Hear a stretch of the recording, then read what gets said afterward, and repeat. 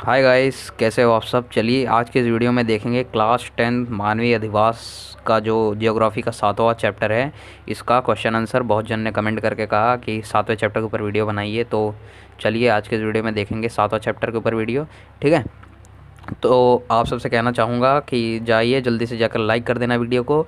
20 like हो जाएगा तो मैं सेकंड चैप्टर के ऊपर वीडियो नहीं, सॉरी, सेकंड चैप्टर नहीं, 8वें चैप्टर के ऊपर वीडियो बना दूंगा क्वेश्चन आंसर के।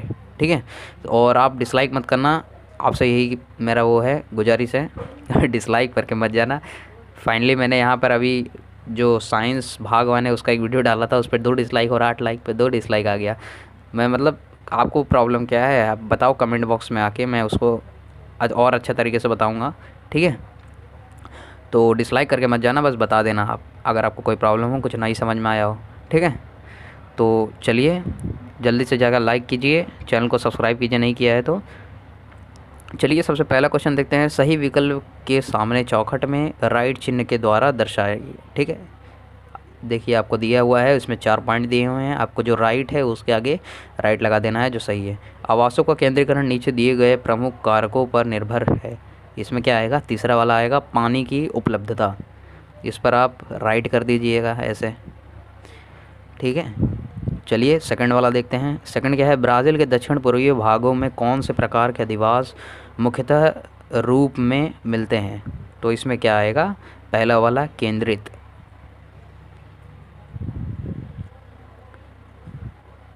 अब देखिए जो पूर्वी दक्षिण भाग है वहाँ अमेज़न की जो नदी है, सीधी सी बात है, वहाँ पर तो है नहीं, तो वहाँ पर दलदली प्रदेश भी नहीं है, तो वहाँ पे क्या होगा, जनसंख्या का सघन वो रहेगा अधिवास।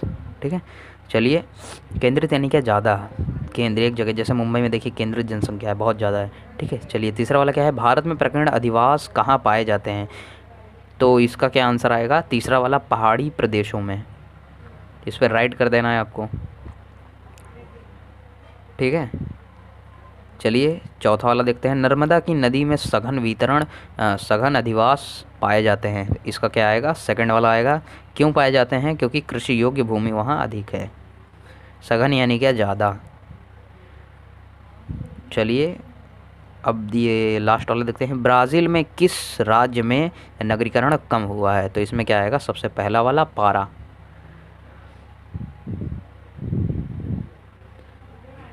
ठीक है, उम्मीद है आप सब समझ रहे होंगे।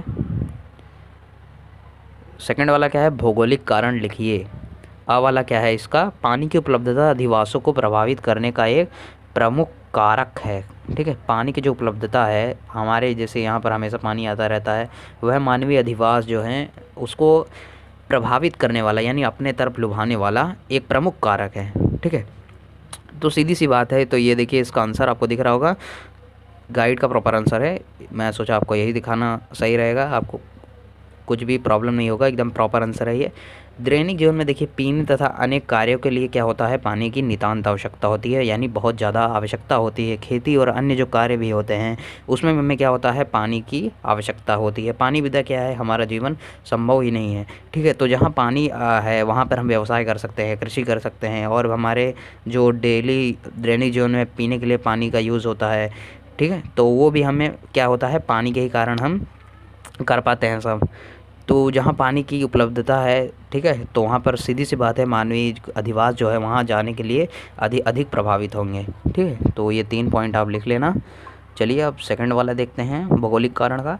ब्राज़ील में अधिवासों का केंद्रीकरण पूर्वी तट के पास हुआ है। ठीक है, ब्राज़ील का जो केंद्रीकरण है जनसंख्या का वह पूर्वी तट के पास हुआ है। तो पूर्वी तट के ही पास क्यों हुआ है, तो क्या हुआ था यहाँ पर, देखिए आंसर, बहुत समय पहले यूरोप से क्या हुआ, अनेक साम्राज्यवादियों ने ब्राज़ील में अधिवासों का निर्माण किया।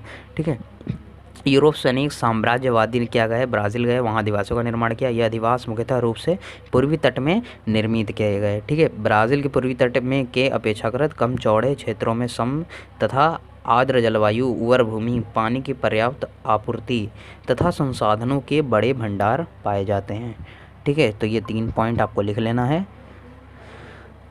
चलिए तीसरा वाला देखते हैं। भारत में नगरीकरण में वृद्धि हो रही है। भारत में क्या हो रहा है, नगरीकरण जो है उसमें ज़्यादा वृद्धि हो रही है। तो क्यों हो रही है आपको ये बताना है। देखिए आंसर आपको वीडियो की स्क्रीन पर दिख रहा होगा, 3 पॉइंट है, जल्दी से लिख देना चाहिए आपको ये। कृषि की प्रगति, उद्योगों का विकास, शिक्षा का प्रसार, परिवहन की सुविधाओं का विकास, शैक्षिक सुविधाओं का उपलब्धता आदि कारणों से भारत में नए नए शहर अस्तित्व में आ रहे हैं। इन शहरों में रोजगार के अवसर बड़े पैमाने पर उपलब्ध हैं। भारत के विभिन्न भागों से स्थलांतरित होकर लोग इन शहरों में स्थायी रूप से बस रहे हैं। इसलिए भारत में क्या हो रहा है, नगरीकरण में वृद्धि हो रही है।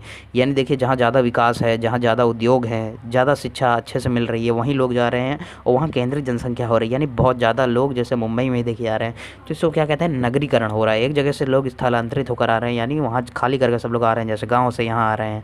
ठीक है, चलिए चौथा वाला देखते हैं। पूर्वोत्तर ब्राज़ील में अधिवास विरल है। पूर्व और उत्तर की तरफ ब्राज़ील में क्या है, अधिवास विरल है, यानी बहुत कम है। विरल यानी का एकदम कम है। तो क्यों है आपको बताना है। देखिए 3 पॉइंट इसको आप लिख देना। ब्राज़ील में पूर्वोत्तरी भाग में क्या है, ब्राज़ील उच्च भूमि के पास की ओर वृष्टि छाया का प्रदेश है। ठीक है, इस प्रदेश में मात्र 600 मिमी वर्षा होती है। इसके कारण यह प्रदेश अवक्षणग्रस्त प्रदेशों के रूप में माना जाता है, यानी जाना जाता है। अल्प वर्षा के कारण इस प्रदेश में कृषि का पर्याप्त विकास नहीं हो पाया। परिणाम स्वरूप इस भाग में बिखरे हुए ग्रामीण अधिवास पाए जाते हैं। इसलिए पूर्वोत्तर ब्राज़ील में विरल जनसंख्या है। ठीक है, इतना ही लिखना है आपको, समझने लायक कुछ है ही नहीं, समझ गए होंगे आप।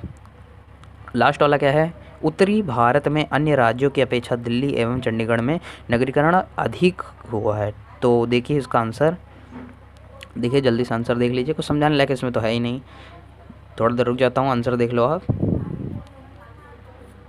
चलिए अब तीसरा वाला देखते हैं। तीसरा क्या है, संक्षेप में उत्तर दीजिए का पहला वाला क्या है, संक्षेप में उत्तर दीजिए, यानी छोटे में आपको बताना है, लेकिन आंसर बड़े बड़े हैं इसके। ठीक है, चलिए क्या है, भारत और ब्राज़ील में नगरीकरण की तुलनात्मक समीक्षा कीजिए। सॉरी, पढ़ नहीं पा रहा था। भारत और ब्राज़ील में नगरीकरण की तुलनात्मक समीक्षा कीजिए। तो देखिए इसका आंसर आपको वीडियो की स्क्रीन पर दिख रहा होगा। ब्राज़ील में अधिक तथा भारत में कम नगरीकरण पाया जाता है। ठीक है, 2011 के आंकड़े के अनुसार भारत का नगरीकरण मात्र 31.2% था। दूसरी ओर 2010 के आंकड़े के अनुसार ब्राज़ील का नगरीकरण लगभग 84.6% था। ठीक है, तो और ये जो बाकी के भी पॉइंट है आप लिख लो, काफ़ी बड़ा आंसर है। ठीक है, चलिए उसके बाद का क्या है क्वेश्चन हमारा, गंगा और अमेजन नदी की घाटियों में पाए जाने वाले मानवीय अधिवासों में अंतर स्पष्ट कीजिए। तो देखिए वीडियो की स्क्रीन पर आपको आंसर दिख रहा होगा। ठीक है, काफ़ी बड़ा है, आप देख लिए 8 पॉइंट है पूरा, आपको यही लिखना है। एकदम अच्छे फूल और अच्छे मार्क्स मिलेंगे आपको। ठीक है, अभी मैं एक्सप्लेन नहीं कर रहा हूँ, क्योंकि देखिए मैंने काफ़ी सम्स आपको बताया, एक्सप्लेन किए, वीडियो बहुत ज़्यादा बड़ा बन जाएगा। चलिए अब लास्ट वाला देखते हैं। मानवीय अधिवास विशिष्ट स्थानों पर ही क्यों पाए जाते हैं। मानवीय अधिवास यानी क्या, अभी देखिए मुंबई में जैसे मानवीय अधिवास है, एक ही जगह बहुत अधिक मात्रा में पाए जा रहे हैं, तो क्यों पाए जा रहे हैं आपको ये बताना है। ठीक है, या विशेष स्थानों पर ही क्यों पाए जाते हैं। तो ये देखिए आपको, देखिए अवक्षणग्रस्त, अब देखिए राजस्थान में कोई रहने जाएगा क्या, नहीं जाएगा ना, जहाँ पे रेगिस्तानी प्रदेश है, धूप बहुत ज़्यादा पड़ती है, अपर्याप्त सूर्य प्रकाश नहीं मिलता, या ये कहूँ मैं कि जहाँ बहुत ज़्यादा बारिश होती है या बहुत ज़्यादा ठंड पड़ती है, कश्मीर का ये मान लीजिए अटलांटिक महासागर, तो वहाँ कोई रहने जाएगा क्या, वहाँ रहने नहीं जाएंगे। अनुपजाऊ ज़मीन है, वहाँ पर ज़मीन नहीं होती है। राजस्थान में सब रहने जाएंगे, लेकिन राजस्थान की जो रेतीली एरिया है तो वहाँ पे कोई रहने जाएगा, नहीं जाएगा। ठीक है, तो ऐसे प्रदेशों में क्या होता है, कृषि तथा अन्य उद्योगों का विकास नहीं हो पाता। जब विकास ही नहीं होगा तो यहाँ मानवीय अधिवास का विकास ही नहीं होगा, तो यहाँ पर कोई रहने क्यों जाएगा। ठीक है, स्वच्छ हवा नहीं जहाँ पे है, पर्याप्त सूर्य प्रकाश, पानी की उपलब्धता नहीं है, और अनुपजाऊ ज़मीन है, मानवीय अधिवास के ये सब क्या है, अनुकूल है। ठीक है, सॉरी अनुकूल नहीं है। ठीक है, तो ये सब आपको लिखना है, 4 पॉइंट है। देखिए पूरा क्वेश्चन आंसर जितना था हो गया हमारा, आपको प्रॉपर सारा आंसर दिया है। अब मैं इस एक ही रिक्वेस्ट करूँगा, कोई डिसलाइक मत करना, डिसलाइक करने लायक तो वीडियो नहीं है जहाँ तक मेरी उम्मीद है। ठीक है, अच्छी लगी हो तो एक बार लाइक ज़रूर कर देना। 20 लाइक का टारगेट है, 20 लाइक कर दोगे तो मैं 8वें चैप्टर के ऊपर वीडियो बना दूँगा। वीडियो अच्छी लगी हो तो कर देना यार, कर देना लाइक। ठीक है, चलिए सब्सक्राइब जरूर कर लेना, ताकि जो अगले चैप्टर्स हैं उसकी नोटिफिकेशन आपके मोबाइल पर सबसे पहले पहुंच जाए।